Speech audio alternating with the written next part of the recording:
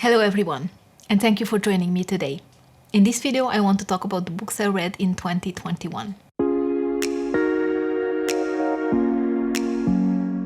So I have completed my Goodreads Reading challenge yesterday, and that was quite late in the year, the 19th of December. But I'm quite happy I did it. Yesterday I actually read one more book, so I have read a total of 71 books so far this year. So my goal was 70 books. And reading 70 books a year is quite a manageable challenge or number for me.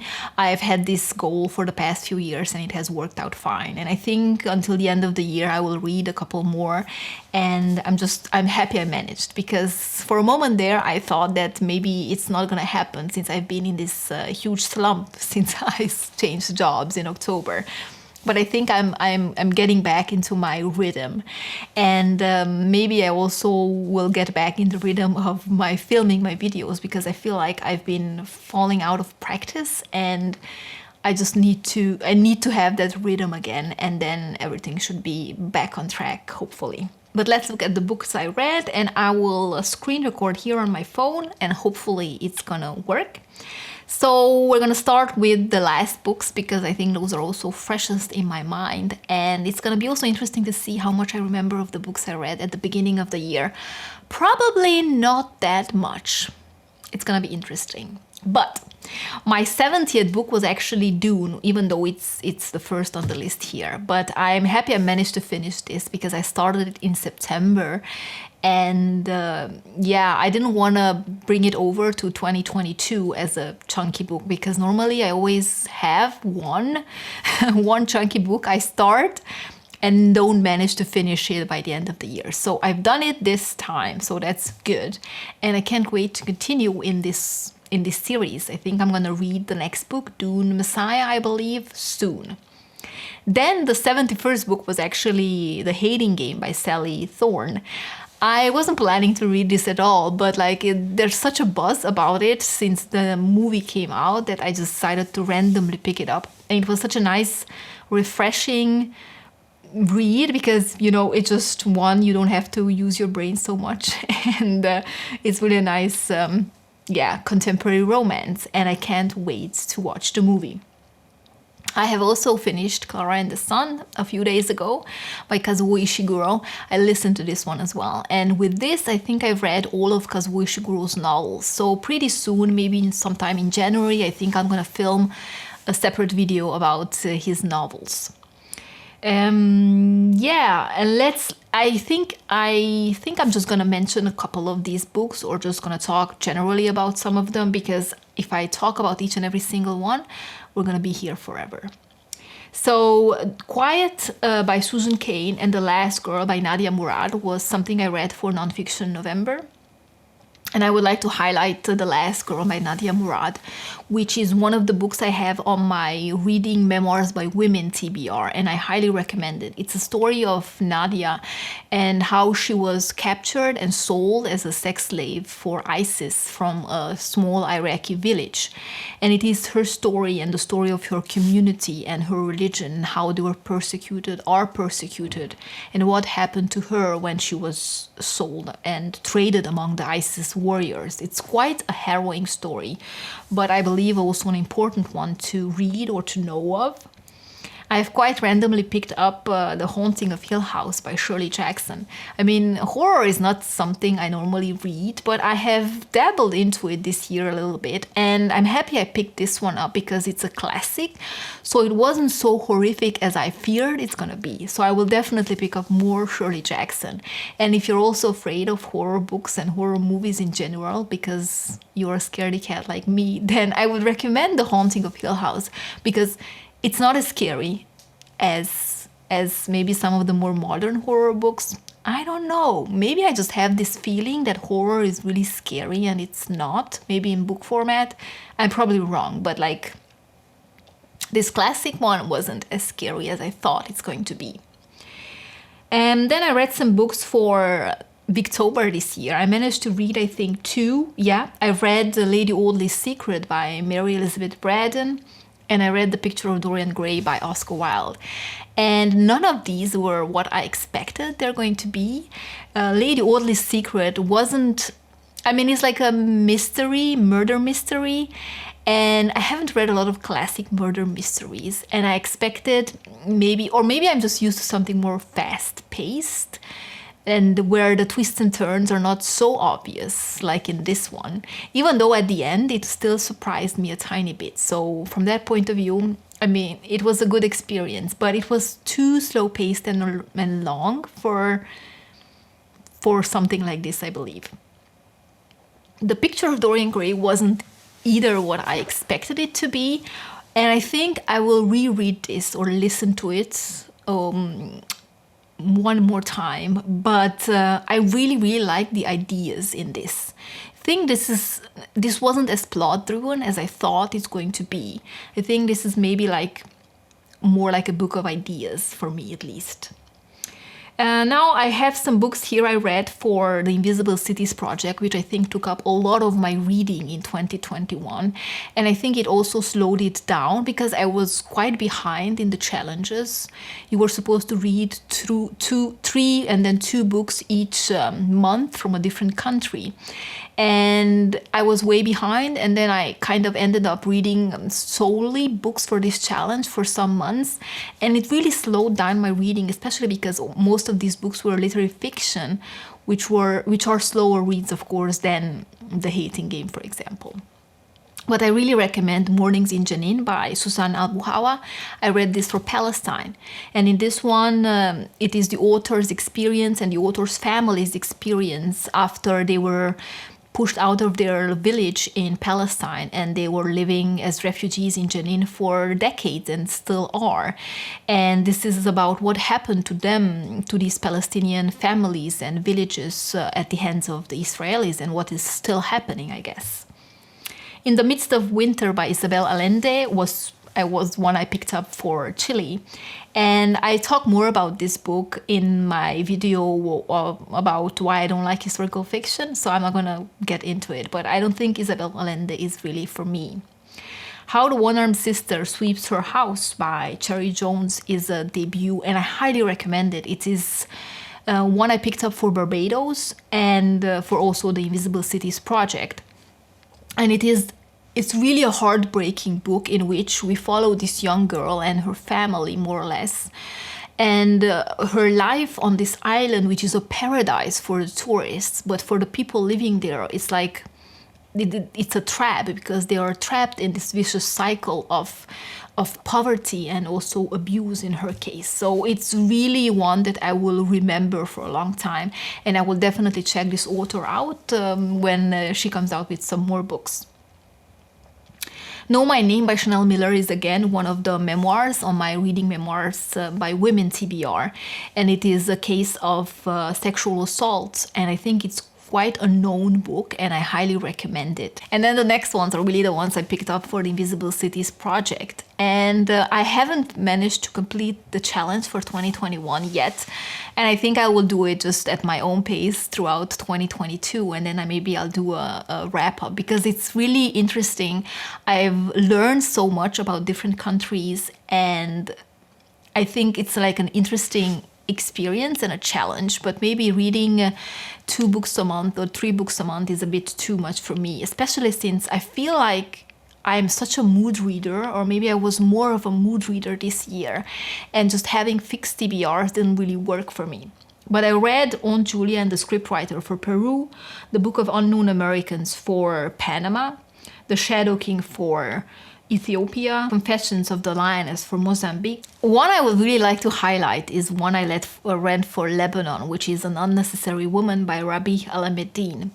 This follows an older woman living in Beirut throughout like the 70s, 80s, so it spans some decades, and throughout this book you really get a feeling of Lebanon's history, recent history I would say.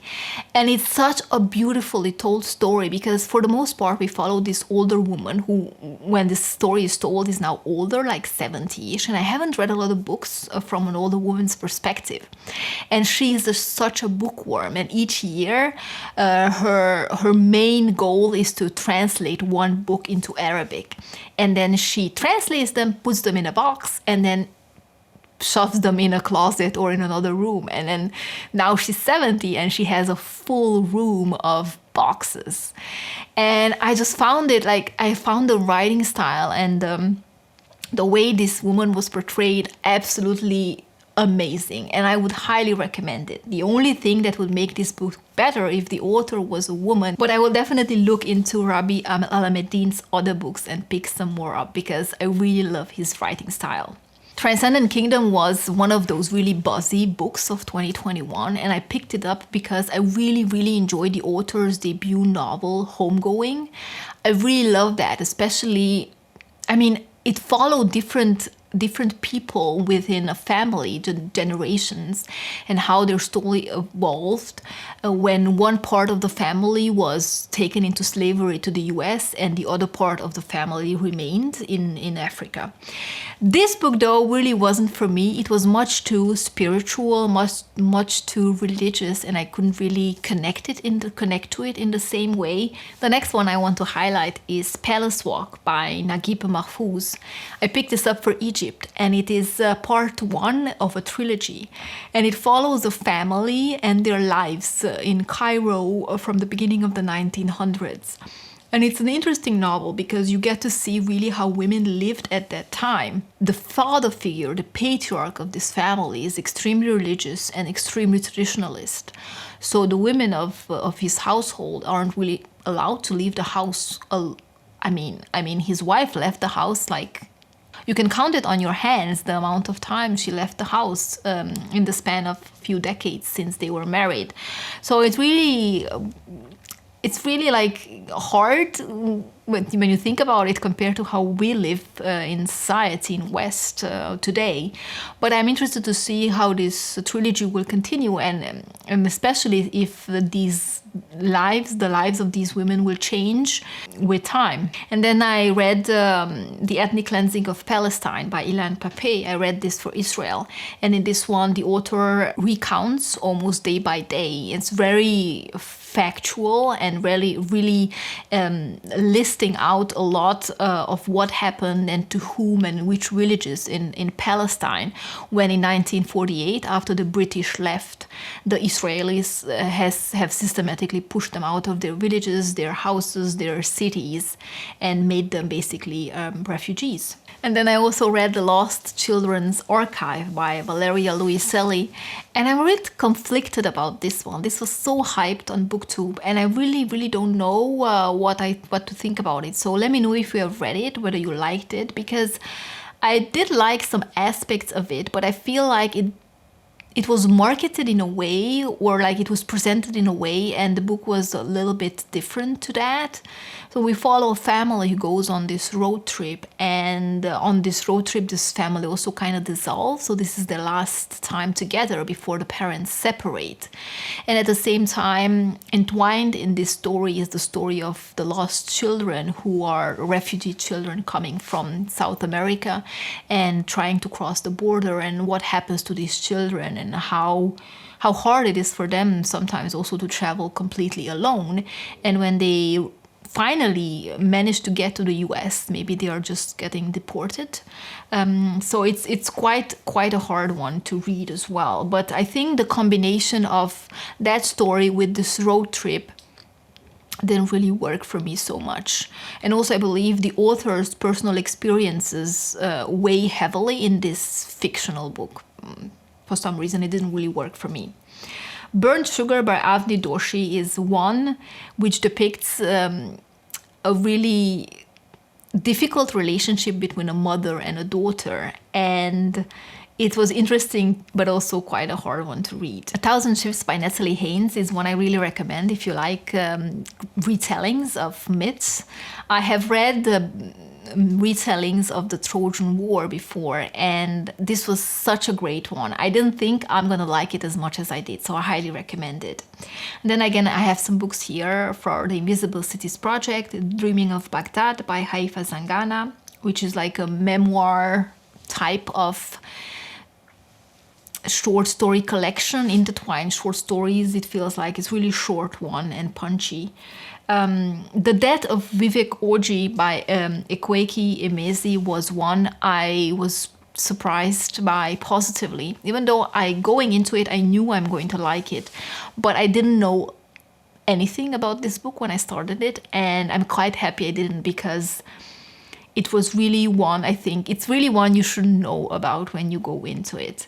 I have previously tried to read Freshwater by Ekweki Emezi, and I have DNF'd that one. But I'm happy I gave this one a go, because I think it's one of the books which really stays with you. One book I was really surprised by was Earthlings by Sayaka Murata. I have read Convenience Store Woman by her and really enjoyed it. And this one, I think, went to a whole other level than what I expected. Kim Ji-young, born 1982, is also one I highly recommend. It's like a feministic novel about life in South Korea, and specifically women's role within society. So if you like feminist books, a quite modern one for that, I think I would really recommend this one. And then I've read some books with the Bridgerton series by Julia Quinn. I think I've read most of them, and I don't know why I continued, because they weren't really that good, but you know, it just happened. And then I have some more books by Kazuo Ishiguro, which again I will talk about at some other point. Yes, I think I would like to mention Mariana Enriquez's short story collections again, because I read both of them, which were translated into English. And this is like horroristic short story collections, and I really, really enjoy them. They are quite hard reads at some points, but I think the way I was captivated by these stories, I think I was just like, where is the next one going? What is going to happen? It's basically like they're set in contemporary Argentina, and they focus mostly on women and children, and they're just really unsettling stories. So if you like horror, then I would definitely recommend you to pick it up. I have 2 5-star reads here, Infidel by Ayaan Hirsi Ali and Scheherazade Goes West by Fatima Mernissi, but I've talked about these two in a separate video I'm going to link for you. I highly recommend both. Oh yeah, and then I read The Court of Silver Flames by Sarah J. Maas. Don't ask me why, but I did.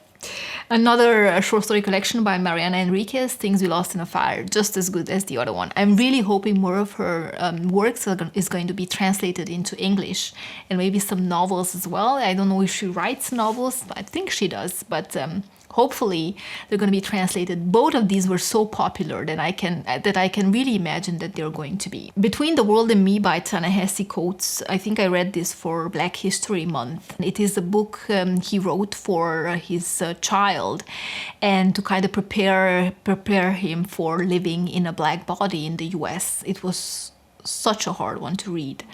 Fever Dream by Samantha Schwebling is again an Argentinian book, which I kind of feel are similar to Mariana Enriquez. It's really an unsettling story about this family and these children and this woman who is in a fever dream and what happened up to that point. It's really hazy in my memory since I read it such a long time ago. Now you see, we're coming towards the beginning of the year and I don't remember much, but yeah. My Sister the Serial Killer by Oyinkan Braithwaite was one again I had on my TBR for quite a while. I read also this for Black History Month. Yeah, I don't really know what to think about it. I thought it's going to be something else than it was. And then we're coming over to some historical fiction. I think most of these I read towards the beginning of the year. The Portrait of a Lady by Henry James. Well, I wasn't really sure if I'm going to really enjoy this one. And I have to say, I really didn't agree with how the plot turned out for the main character. But that's the way it is. I will definitely pick up more Henry James in the future. My Cousin Rachel by Daphne du Maurier. I don't think it's my favorite Daphne du Maurier, but I will definitely pick up more of her books. I think I read like 3 or 4 at this point. Yeah, and then we're coming over to really the last books I read. In January 2021, I read only classics, so I have quite a few here on this list. And if I were to highlight, I will highlight these 3. I have made a separate video about The Sicilian Romance by Anne Radcliffe and Northanger Abbey by Jane Austen, because yeah, they're both Gothic romances, and I really enjoyed the reading experience because both of these are just so dramatic, and especially the Sicilian Romance. It's really like the undiluted Gothic novel. And if you haven't read an Anne Radcliffe book yet, I would really urge you to do so, especially if you like classics. And it was surprisingly easy to read as well. And of course, Jane Austen. I mean, yeah, I just love her. And one I would also highlight, and I also made a separate video about, is The French Lieutenant's Woman by John Fowles. And it's very surprising to me how many people still comment on that video. I think it's part of the school curriculum for many, because it's so funny. People say, people write that, oh, I have exam about this tomorrow, and yeah, thank you for this video. So I didn't mean it to be so educational, but it's really one I ended up thinking a lot about from also a feminist perspective. I just found it really interesting how it depicts the Victorians, because it's written in 1960, so you have a different perspective of how the Victorian era was and how its people were. Compared to reading a Victorian novel which was written in Victorian times. So from that point of view, I think it was really interesting. And the main character, a woman, the French lieutenant's woman, was also quite an exceptional and intriguing, mysterious character. So I guess that's all I have to say. That's all the books I've read. And yeah, I think it was an interesting reading year. And I'm happy I read so many classics. And I think I will try to read some more classics also next year, especially because I have a few on my TBR and my shelves, and I have all this reading classics challenge that I also have been thinking about of doing actually this year. And I think the Invisible Cities project kind of took over, so I didn't manage to focus on that. So maybe 2022 is going to be the year for that. And also I would like to finish the 2021 Invisible Cities project challenge. I don't think I have that many books left there. So I think I'm going to finish that in 2022 and just wrap it up or something, because it was really interesting to read so many books from so many different countries. I think it really gave me a great insight into specific countries and their recent history. And I think also I tried to be quite selective with some of the books I picked up, because I really wanted to immerse myself in the specific country and their recent history. And I think I managed to do that for the most part. Some of these books were also quite hard to find. There are not so many books translated into English from many, for example, African countries. And as I said, towards the end of the year, September, October, and up to now, when I switched my job and such, I really, my reading slowed down quite a bit.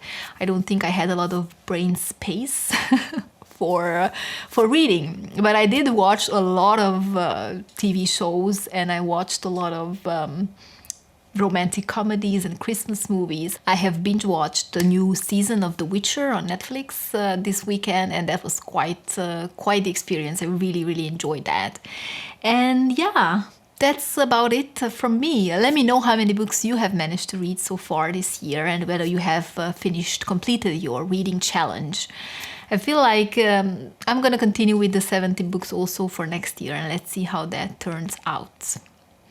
But this is where I will leave you today. Thank you so much for watching, and I will see you next time. Bye bye.